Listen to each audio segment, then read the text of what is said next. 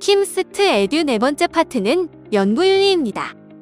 핵심적인 질문 유형과 답변을 함께 알아볼까요? 질문 베스트 5입니다.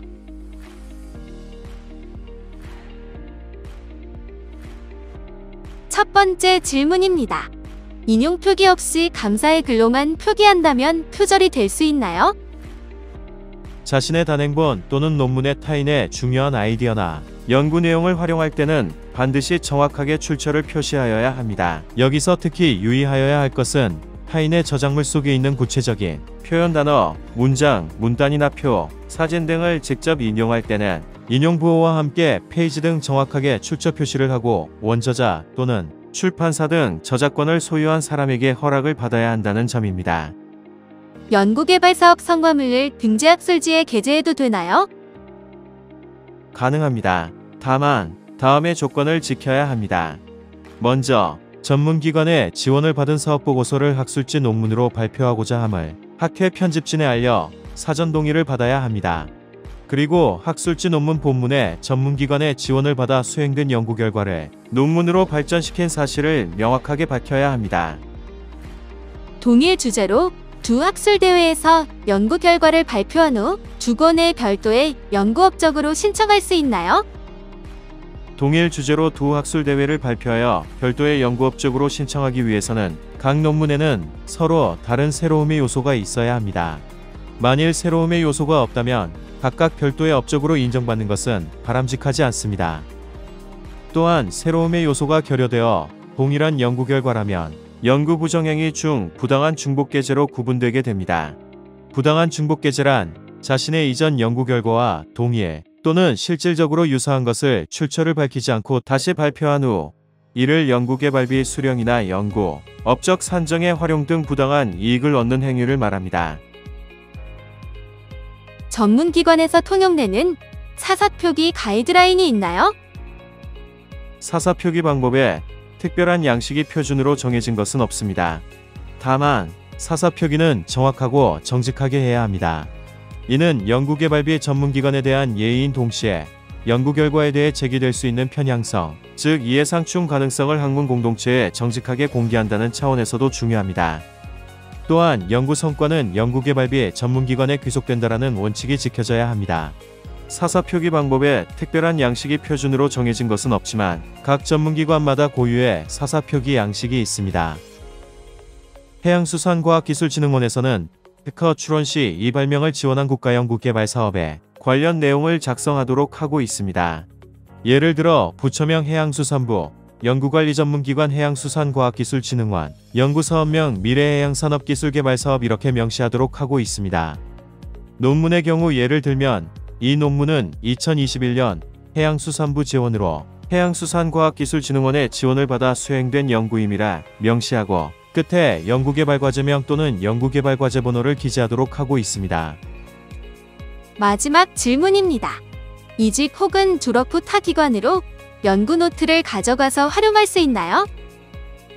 연구노트는 향후 관련 분야를 연구하는 데 큰 도움이 되기 때문에 연구자가 이직이나 졸업 후 가져가기를 희망하는 경우가 있습니다.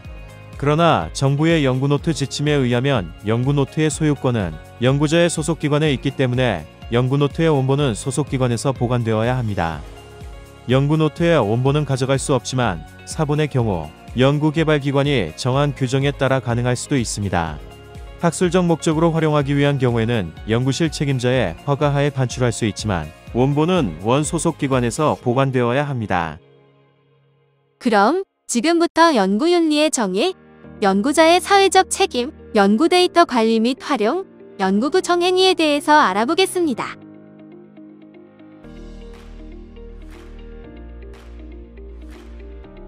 연구윤리란 책임있는 연구 수행을 위해 기본적으로 연구자가 준수해야 할 바람직한 규범으로 연구를 수행함에 있어 진실성 유지와 생명윤리, 연구 분야의 윤리 규범을 준수해야 합니다.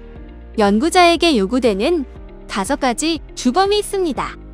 첫째, 과학 연구의 전 과정에서 속임수, 부주의, 자기기만 등으로 인해 정확성과 객관성의 결함이 있는 연구를 수행하지 않았는지 여부를 따지는 진실성이 요구됩니다. 둘째, 논문 저자, 표시 등 공로, 배분의 공정성이 요구됩니다. 과학 활동의 결과인 논문 발표 시 연구 참여자 간 실질적인 기여도에 따라 공로를 합당하게 배분하였는지 여부를 확인하여야 합니다. 셋째, 연구실 문화의 민주성입니다. 대부분의 연구활동이 이루어지고 있는 장소인 연구실 내부에서 나타날 수 있는 연구 환경을 점검해 보셔야 합니다. 넷째, 특정 연구 대상이나 연구 방법에서의 윤리성입니다. 윤리성의 경우 생물학, 의학, 심리학 등의 연구 분야에서 주로 적용되는 문제로 인간 대상 실험과 동물 실험 윤리 등 생명윤리가 가장 큰 이슈입니다. 다섯째, 과학의 사회적 책임성입니다. 전문 직업인으로서 사회 일반과의 관계에서 책임있는 자세로 행동하였는지, 연구 결과에서 산출된 지식이 사회에서 어떻게 사용될지에 대한 책임이 연구자에게 요구됩니다. 국가연구개발혁신법에서는 연구윤리에 관해서 연구 진실성 확보, 학문 교류에 관한 윤리, 이에 충돌관리, 인간, 동물 연구 윤리, 건전한 연구실 문화 조성 등 다양한 개념을 포함하고 있습니다. 책임 주체는 연구자와 연구개발기관으로 구분할 수 있으며 이에 따른 의무가 상이합니다. 국가연구개발혁신법 제7조 연구자의 책임과 역할에서는 연구자는 이 법의 목적을 달성하기 위하여 연구윤리를 준수하고 투명하게 국가연구개발 활동을 수행하여야 한다고 명시되어 있습니다. 국가연구개발혁신법 제31조 국가연구개발사업 관련 부정행위 금지에 대한 조항이 명시되어 있습니다. 첫째, 올바른 연구윤리 확보를 위하여 연구자 및 연구개발기관은 국가연구개발 활동을 수행하는 경우 국가연구개발사업 관련 부정행위를 하여서는 아니 된다. 둘째, 연구개발기관의 자는 소속 연구자 또는 연구인력 지원의 부정행위를 알게 된 경우에는 이를 검증하고 필요한 조치를 하여야 하며 이를 소관 중앙행정기관의 장에게 보고하여야 한다. 셋째, 연구개발은 소속 연구자 및 연구지원 인력의 연구윤리 확보를 위하여 필요한 연구지원을 하여야 한다. 국가연구개발혁신법 시행령 제58조 연구윤리 확보를 위하여 필요한 지원은 연구개발 과제의 수행과 관련하여 진실성 보호를 위한 노력 및 관리체계, 학술지 투고, 학회 참석 등 학문 교류에 관한 윤리 등이 있습니다. 혁신법으로 달라진 점을 알아볼까요? 먼저 연구윤리 개념이 확대되었습니다. 종전에는 연구윤리 확보는 연구부정행위 방지에 국한되어 있었으나 혁신법 개정으로 연구진실성 확보, 학문교류에 관한 윤리, 이에 충돌관리, 인간동물 연구 윤리, 건전한 연구실 문화 조성 등으로 확대되었습니다. 또한 책임 주체가 불명확하였으나 혁신법 개정으로 연구자와 연구개발기관으로 명확해졌으며 책임 주체의 의무에 대해서도 연구개발기관의 의무는 있었으나 혁신법 개정으로 연구자와 연구개발기관의 의무가 명시되었습니다.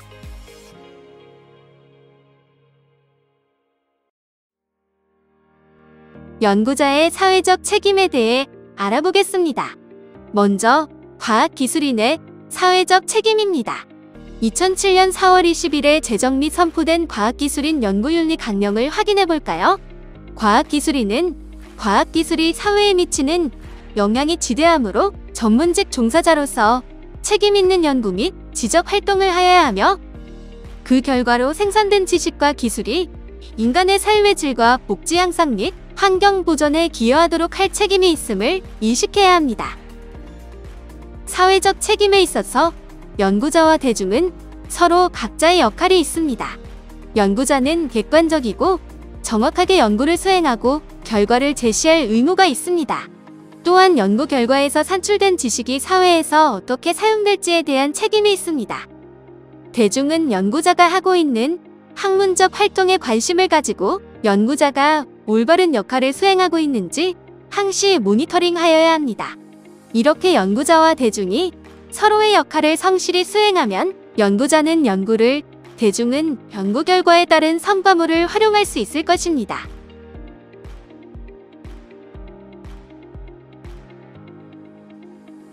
지금부터 연구 데이터 관리 및 활용에 대해서 알아보도록 하겠습니다. 연구 데이터란 무엇일까요? 연구 데이터란 문헌조사, 설문조사, 검사나 측정, 인터뷰, 현장 연구 등의 연구 절차를 통해 확인된 사실이나 의견 수치 등을 담은 정보와 자료를 뜻합니다. 연구 데이터는 신뢰성 보증 활동과 연구 품질 관리가 요구됩니다. 신뢰성 보증 활동이란 자료 수집 이전의 연구에서 발생하는 체계적인 오류와 무작위 오차를 최소화 혹은 예방하고 절차 표준화를 기획하는 활동입니다. 예를 들어 연구 자료를 보관하여 동료 평가를 수행한다든지 자료에 대한 감사를 수행하는 것이 신뢰성 보증 활동에 해당됩니다. 연구 품질 관리란 연구가 시작되고 자료가 수집되는 과정에서 편의와 신뢰도 문제를 최소화하기 위한 목적으로 수정 보완하는 활동을 말합니다. 모든 측정 기구를 적절한 시간 간격을 두고 보정하거나 모든 장비의 표준 작업 지침서를 이용할 수 있게 비치하거나 모든 소모성 연구 재료의 필수 정보를 표기하여 사용하거나 모든 연구 자료의 적절한 기록, 날짜 기입, 서명이 연구 품질 관리 활동에 해당됩니다. 연구 데이터는 연구 과정 중 연구 종료 후 정리를 하여야 합니다. 특히 정량화가 가능한 연구 데이터의 경우 연구 데이터를 표준화 및 규격화된 수치를 통해 정리하여야 합니다. 원데이터 분석을 통한 연구 결과를 도출할 때 정량화 가능한 연구 데이터의 경우 당초 연구 계획 기준에 의해 일부 데이터를 제외시킬 수 있습니다. 하지만 연구자가 임의로 일부 데이터를 제외할 수 없습니다. 연구자의 예상에서 벗어난 연구 데이터가 도출되었더라도 제외시키지 않도록 해야 합니다.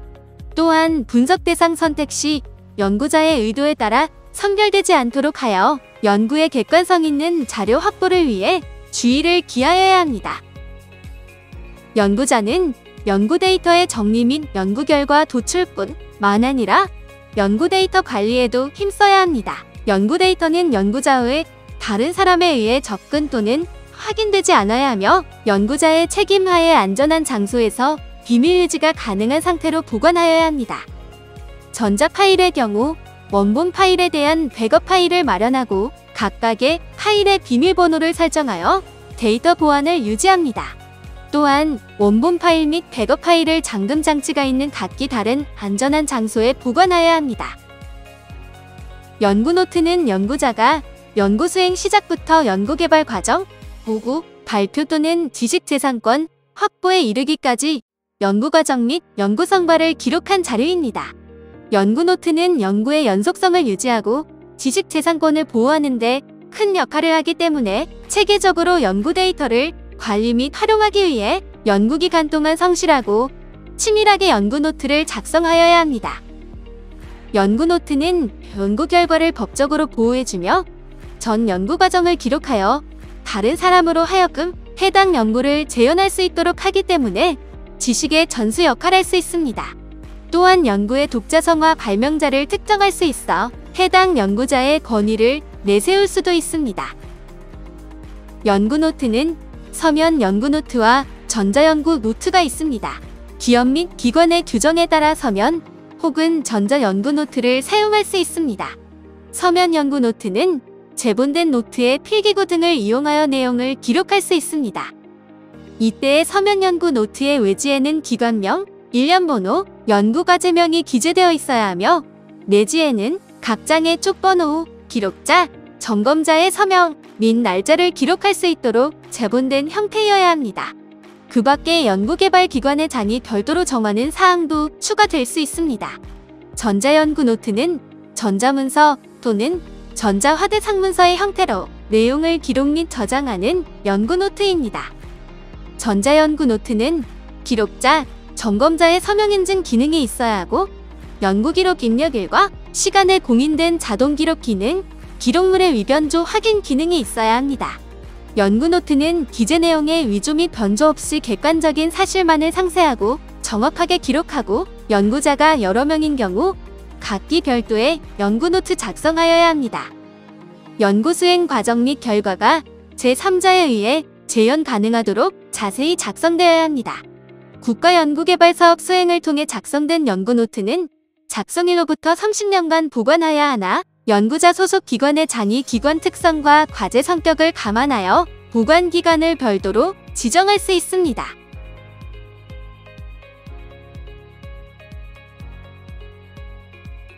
다음으로 연구부정 행위에 대해서 알아보도록 하겠습니다.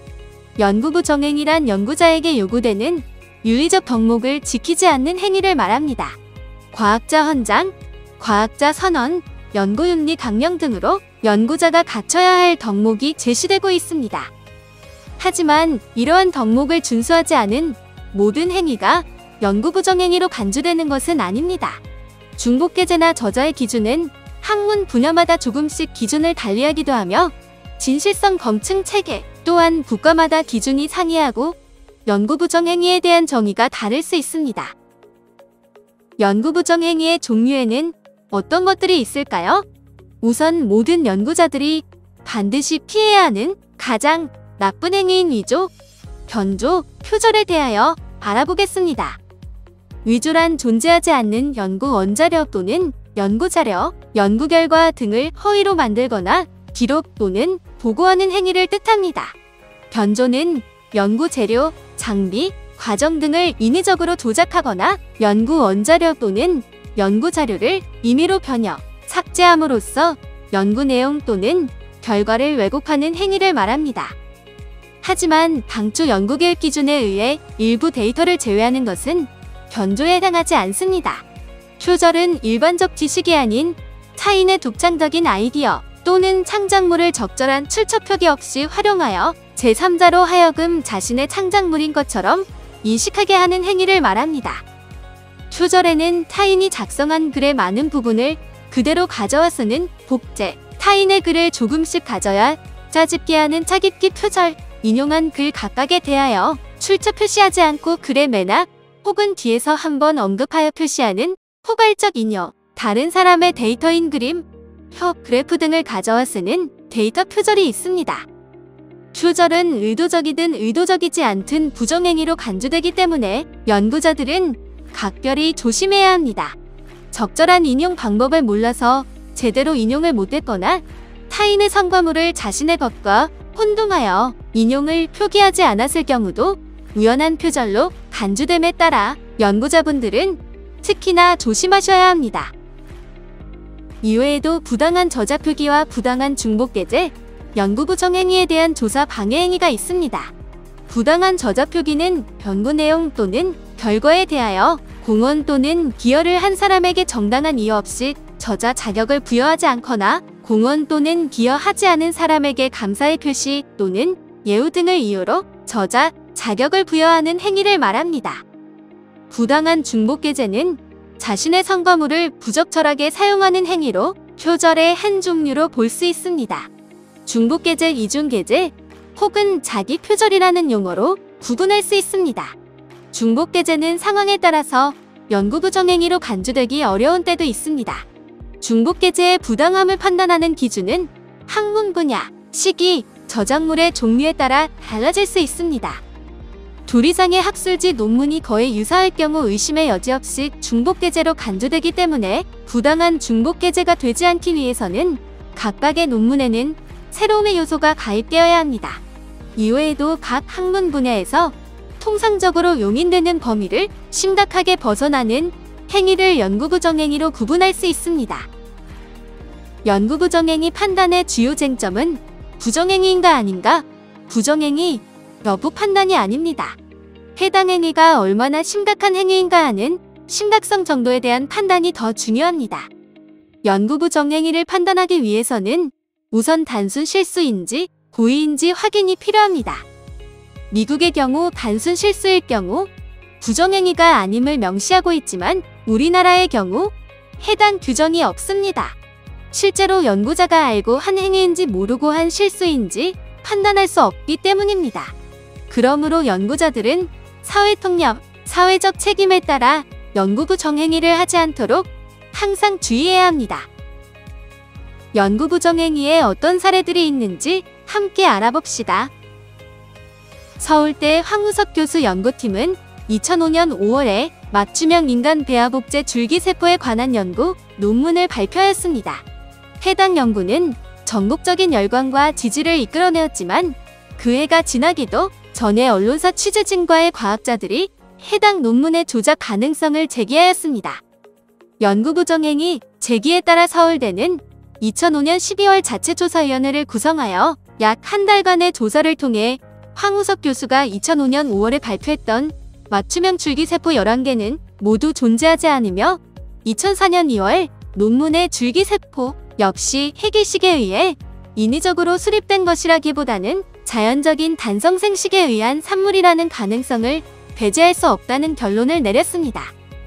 이에 황우석 교수는 줄기세포의 진위 여부 등에 대해 검찰 수사를 의뢰하였으나 2006년 5월 검찰 수사 결과 줄기세포의 미존재 및 관련 연구의 조작 사실이 확인되었습니다.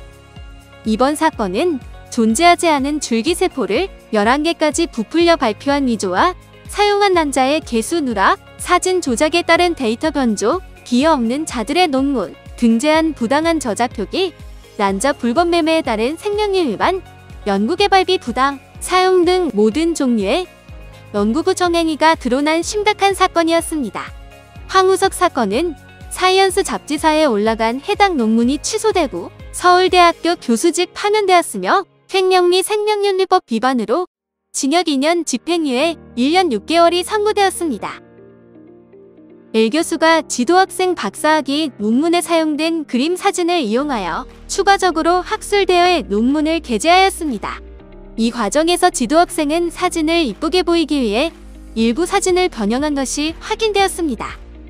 조사 과정 중 두 편의 논문에서 해당 사진을 일부만 사용한 사진, 동일 사진을 뒤집어 현상한 것으로 데이터 변조로 조사되었습니다. 해당 학생에 대하여 대학에서는 지도학생의 박사학위를 취소하고 총 논문 3편이 철회되었습니다. 포토샵과 같은 프로그램이 일반화되면서 누구나 실험 결과로 얻은 사진을 원하는 형식으로 변형할 수 있게 되었습니다. 이때 어디까지가 실험 결과로 받아들여질 수 있는 허용되는 사진 처리이고 어디부터가 허용될 수 없는 사진 조작에 해당하는지 명백하게 규정하기가 어렵습니다. 이 사례의 변조 사건은 변명이나 논란의 여지 없는 사진 조작으로 명백한 변조에 해당하는 연구부정행위에 해당합니다. 미국 전기, 전자학회, 산하통신학회에서 발행하는 저널 커뮤니케이션스 매거진 11월호에서 이 잡지의 편집장은 K대 P 교수와 부산 D대 B 교수, 그리고 T공대 H 교수 등 3명이 2001년 5월 공동 명의로 게재했던 유틸리티 모델을 이용한 멀티미디어 인터넷 서비스의 약점 관리가 캐나다 빅토리아 대학의 에릭 매닝 등 4명이 공조한 3편의 논문을 표절한 것이었다고 밝혔습니다. 해당 논문이 게재된 직후인 6월 매닝 등은 통신학회 측의 표절 사실을 강력하게 항의했으며 통신학회의 자체 조사 결과 한국인 저자 3명의 공동 논문이 표절로 결론 지어진 것입니다.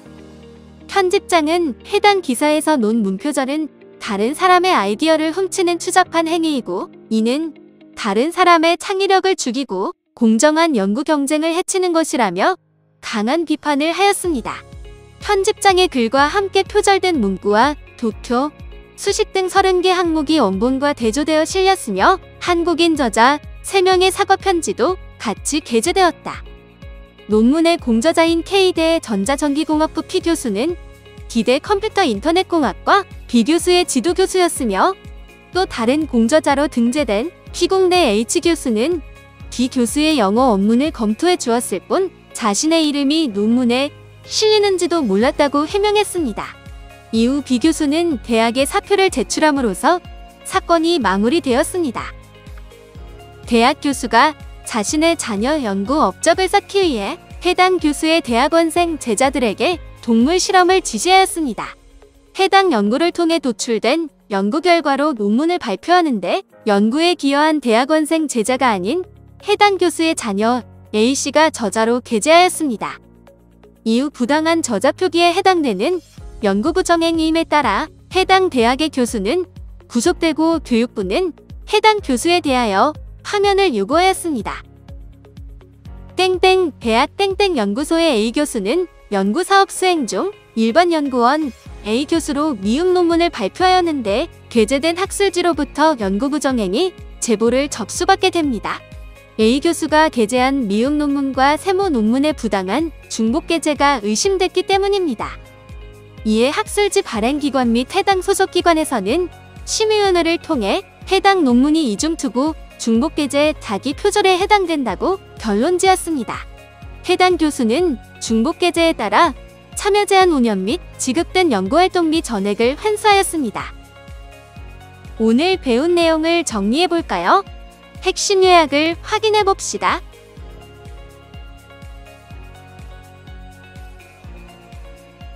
이번 시간에는 연구윤리에 대해 알아보았습니다. 수고하셨습니다.